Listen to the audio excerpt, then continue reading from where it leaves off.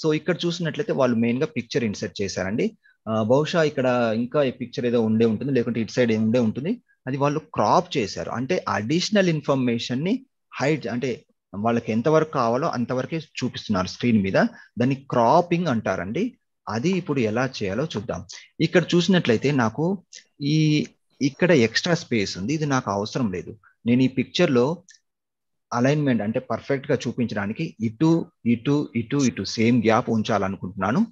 ఈ extra part నేను వద్దు అనుకుంటున్నాను, నేను డిస్ప్లే చేయకూడదు అనుకుంటున్నాను. సో అది ఇప్పుడు ఎలా చేయాలని చూద్దాం. దాన్ని జనరల్ గా క్రాప్ అంటారండి. క్రాప్ అనేది మీరు మొబైల్ వాడుతున్నట్లయితే అందరికీ మీకు ఐడియానే ఉంటుంది, ఫొటోస్ క్రాపింగ్ చేసుకుంటారు కదా, అదే అండి, అదే పవర్ పాయింట్ లో కూడా ఉంటుంది. సో నేను ఇప్పుడు ఇది రైట్ సైడ్ ఇలా తర్వాత ఇంక్రీజ్ చేస్తున్నాను సైజు. చేశాక లెఫ్ట్ సైడ్ నేను క్రాప్ చేయబోతున్నాను. ఆ క్రాపింగ్ ఎలా చేసుకోవాలంటే ఫార్మాట్ లోకి వెళ్ళండి, పిక్చర్ ఫార్మాట్ లోకి వెళ్ళండి. క్రాప్. Hello sir. చెప్పండి. సార్ యాక్చువల్లీ నా దాంట్లో ఏంటంటే మీరు అది అంటే మీరు స్క్రీన్ షేర్ చేస్తున్నారా సార్? ఏంటండి? స్క్రీన్ షేర్ చేశానండి. వేరే వాళ్ళు ఎవరైనా కన్ఫర్మ్ చేయండి, మీకు స్క్రీన్ కనిపిస్తుందా? పవర్ పాయింట్ స్క్రీన్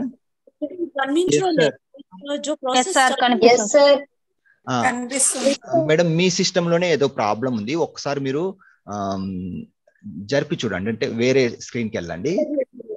ప్రాబ్లం లేదు, ఇది న్యూ మొబైల్ అండ్ ఇంకా జూమ్ కొత్త వర్షన్.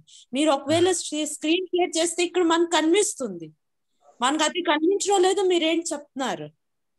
వేరే వాళ్ళకి కనిపిస్తుందండి, వేరే వాళ్ళకి కనిపిస్తుందండి.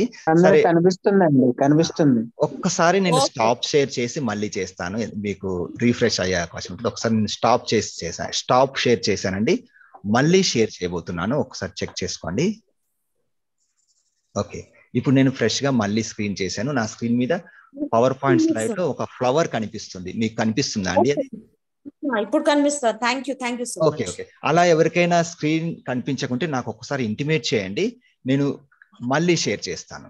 Okay, so thank you for informing. Okay, ఎవరికైనా అటువంటి ప్రాబ్లమ్స్ ఉంటే మధ్యలో మీరు మాట్లాడొచ్చండి, నో ప్రాబ్లం.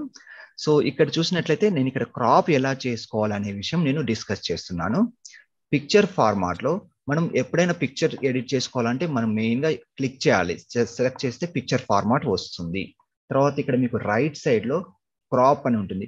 ఇది మామూలుగా కొన్ని ఓల్డ్ వెర్షన్స్ లో కూడా ఇలానే ఉంటుంది. సో క్రాప్ అని ఉంటుంది. ఇక్కడ క్లిక్ చేసినట్లయితే చూడండి, కొత్తగా కొన్ని హ్యాండిల్స్ వచ్చాయి. ఇలా హ్యాండిల్స్ పట్టుకొని లెఫ్ట్ సైడ్ డ్రాగ్ చేయాలి. మీరు జాగ్రత్తగా చూడండి, నాకు ఇటువైపు ఎంత ఉందో ఇటువైపు అంతే వదలాలనుకుంటున్నాను. సో అప్రాక్సిమేట్లీ చూసుకొని వదిలేశాను. ఇప్పుడు నేను ఈ క్రాప్ ఎఫెక్ట్ అనేది అప్లై కావాలి అంటే జస్ట్ బయట క్లిక్ చేయాలి.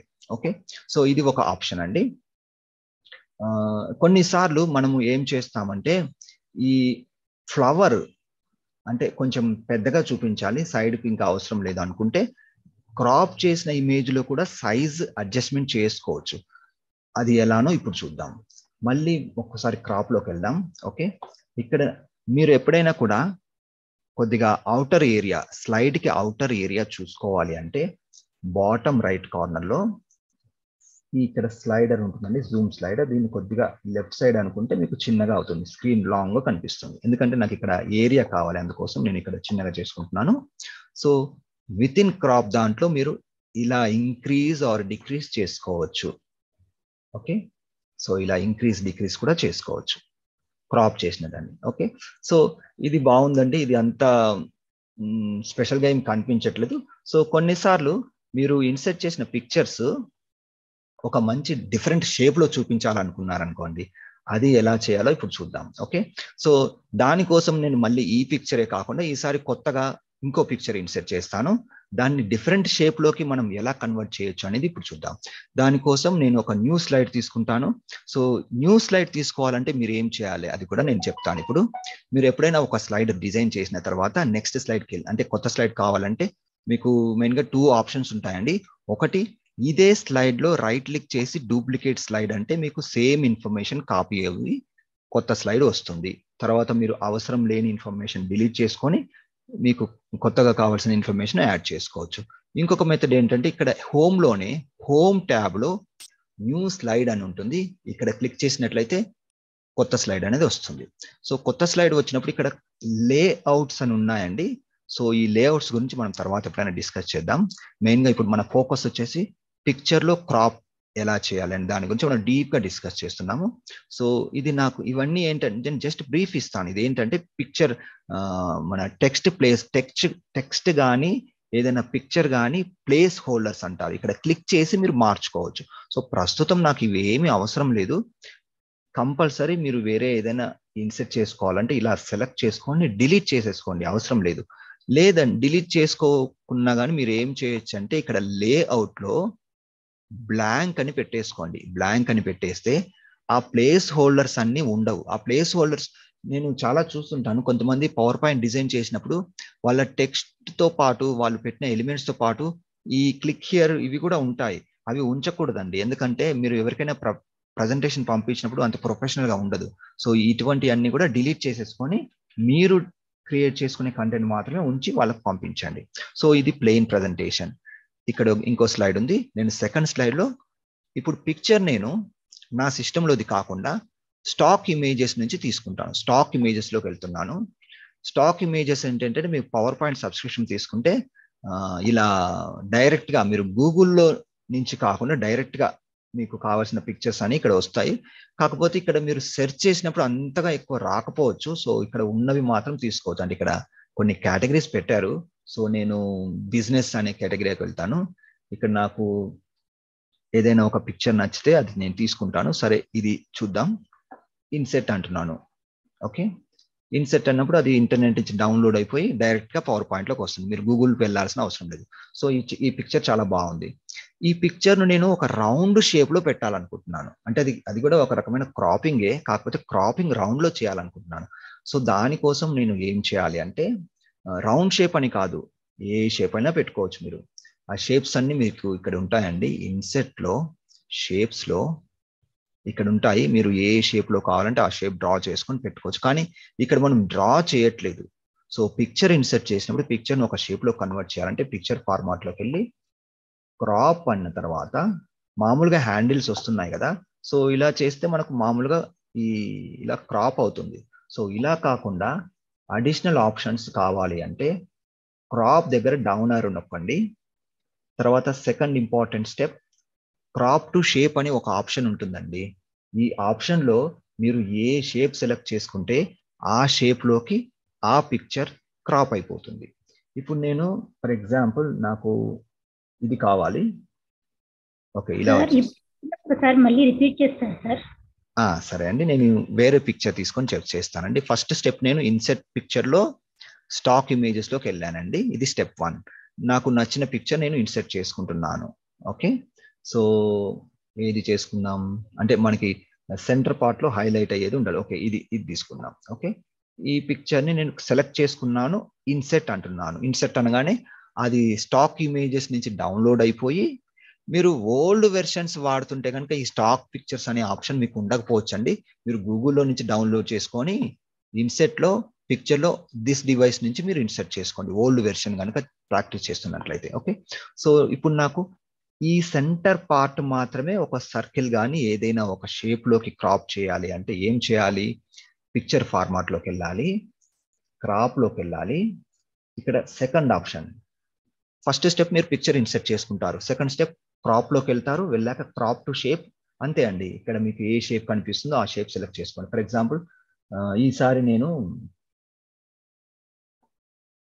ఓకే ఇది తీసుకుంటాను, సన్ షేప్. ఓకే, సన్ షేప్లో నాకు పిక్చర్ క్రాప్ అయిపోయింది. సో ఇలా వస్తుందండి. ఇంకొక విషయం, ఇది సన్ షేప్లో వచ్చింది మనకి. ఇలా పెద్దగా చిన్నగా చేసుకోవచ్చు. మీరు ఏదైతే, నేను ఎగ్జాంపుల్ కోసం సన్ షేప్ తీసుకున్నాను, మీరు వేరే ఏదైనా షేప్ తీసుకోవచ్చు. ఇది మీకు కరెక్ట్గా విడ్త్ హైట్ సేమ్ లేదు. Okay, no problem. నేను ఇంకొకటి చేసి చూపిస్తానండి. నెక్స్ట్ ఇంకొక పిక్చర్ డౌన్లోడ్ చేసుకుంటాను. ఎక్కువగా మనం వాడేది సర్కిల్ అండి. సో సర్కిల్ని, పర్ఫెక్ట్ సర్కిల్ మీరు ఎలా పిక్చర్ని క్రాప్ చేయాలనేది ఇప్పుడు నేర్పిస్తాను మీకు. ఏదైనా స్టాక్ ఇమేజెస్ మళ్ళీ వెళ్తున్నాను. సో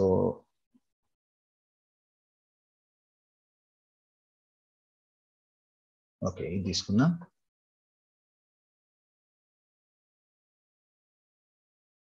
డౌన్లోడ్ అవుతుంది. సో డౌన్లోడ్ అయిపోయిన తర్వాత నేను ఈ ఏరియాని ఒక సర్కిల్లోకి మార్చాలనుకుంటే ఏం చేయాలి? పిక్చర్ ఫార్మాట్లో క్రాప్ టు షేప్ అన్న తర్వాత ఇక్కడ మీకు సర్కిల్ ఉండదండి. ఇక్కడ చూడండి, ఓవల్ షేప్ ఉంది. సో ఇది క్లిక్ చేసుకుందాం, ఇలా వస్తుంది. ఓకే, మీలో ఎవరికైనా తెలుసా దీన్ని పర్ఫెక్ట్ గా సర్కిల్లోకి ఎలా క్రాప్ చేయాలి? మీకు ఆల్రెడీ తెలిసింటే ఒకసారి అన్మ్యూట్ చేసి చెప్పొచ్చు.